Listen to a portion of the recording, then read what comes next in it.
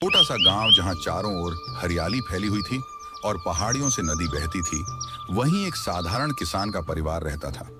उस किसान का नाम रमेश था।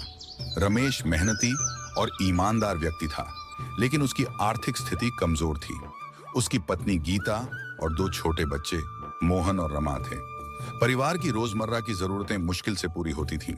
रमेश के पास कुछ जमीन थी जिस पर वह खेती करता था, लेकिन समय की मार और प्राकृतिक आपदाओं ने उसकी फसल को बार बार नुकसान पहुंचाया। सूखा हो, बाढ़ आए या फसल में कीड़े लग जाएं, हर बार रमेश को निराशा ही हाथ लगती। एक दिन गांव के मुखिया ने घोषणा सुनो की। सुनो गांव वालों, पास के शहर में बड़े कारखाने खुल रहे हैं जहां पर कामगारों की आवश्यकता होगी। जो भी गांव वाला वहां जाना चाहता है वो अपना नाम मेरे पास आके लिखवा ले। रमेश ने सोचा कि अगर वह शहर जाकर काम करे तो परिवार के लिए बेहतर जिंदगी बना सकेगा। गीता ने उसे रोका। मैं इतना सब अकेले कैसे संभाल पाऊंगी? खेती, घर का काम, बच्चों की पढ़ाई। आप शहर चले जाएंगे, मैं तो बिल्कुल अकेली पड़ जाऊंगी। लेकिन रमेश ने उसे समझाया। अगर मैं यहाँ रहकर खेती करता रहा तो हम गरीबी से कभी नहीं निकल पाएंगे। बच्चों की पढ़ाई और उनके भविष्य के लिए मेरा शहर जाना जरूरी है। और हाँ, तुम बच्चों का अच्छे से ख्याल रखना। मैं जैसे ही किसी अच्छे कारखाने में काम को लग जाऊंगा तो तुम्हें पैसे भेजता रहूंगा। अगले ही दिन रमेश ने शहर जाने का निर्णय लिया। वह अपने परिवार को छोड़कर उम्मीदों और सपनों के साथ एक छोटे से थैले में अपने कपड़े लेकर निकल पड़ा। शहर में पहुंचते ही रमेश बड़े कारखाने में मजदूरी करने लगा। दिन भर की मेहनत के बाद जो पैसा मिलता वह पर्याप्त नहीं होता। शहर का महंगा जीवन और वहां की भागदौड़ भरी जिंदगी ने रमेश को थका दिया था, लेकिन वह हार मानने वालों में से नहीं था। रमेश ने काम के साथ साथ नई नई चीजें सीखने का प्रयास किया। वह कारखाने में मशीनों के बारे में जानकारी लेने लगा। धीरे धीरे उसकी मेहनत रंग लाई और उसे कारखाने में स्थायी काम मिल गया।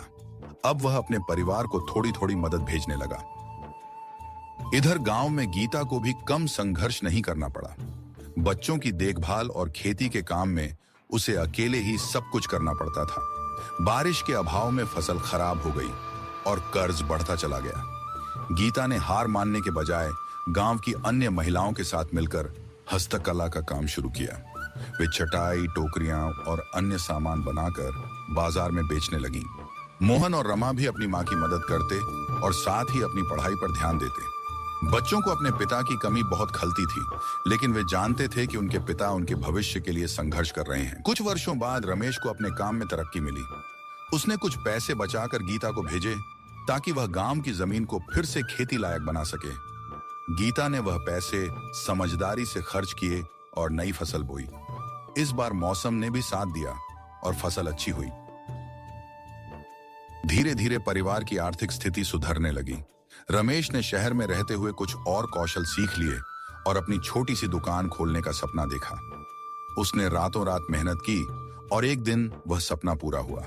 अब उसकी दुकान से अच्छी आमदनी होने लगी। कुछ सालों बाद रमेश ने फैसला किया कि अब वह गांव लौट जाएगा। वह अपने परिवार के साथ समय बिताना चाहता था। जब वह गांव पहुंचा तो उसका स्वागत पूरे गांव ने किया।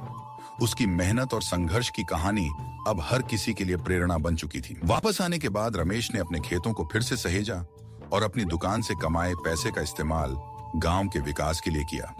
उसने बच्चों की शिक्षा और स्वास्थ्य के लिए एक छोटी पाठशाला और अस्पताल बनवाया। रमेश का जीवन यह सिखाता है कि संघर्ष चाहे कितना भी कठिन क्यों ना हो, यदि हम मेहनत और ईमानदारी से काम करें तो सफलता जरूर मिलती है। जीवन में मुश्किलें तो आएंगी, लेकिन उन्हें पार करने का साहस ही इंसान को महान बनाता है। यह कहानी रमेश के साथ साथ हर उस व्यक्ति की कहानी है जो अपने सपनों को सच करने के लिए कठिन रास्तों पर चलने से नहीं घबराता। संघर्ष के बिना सफलता का स्वाद अधूरा है। जीवन में संघर्ष ही वह प्रेरणा है जो हमें आगे बढ़ने की ताकत देती है। और आप सबको यह कहानी अच्छी लगी हो तो वीडियो को लाइक और चैनल को सब्सक्राइब जरूर करना। धन्यवाद।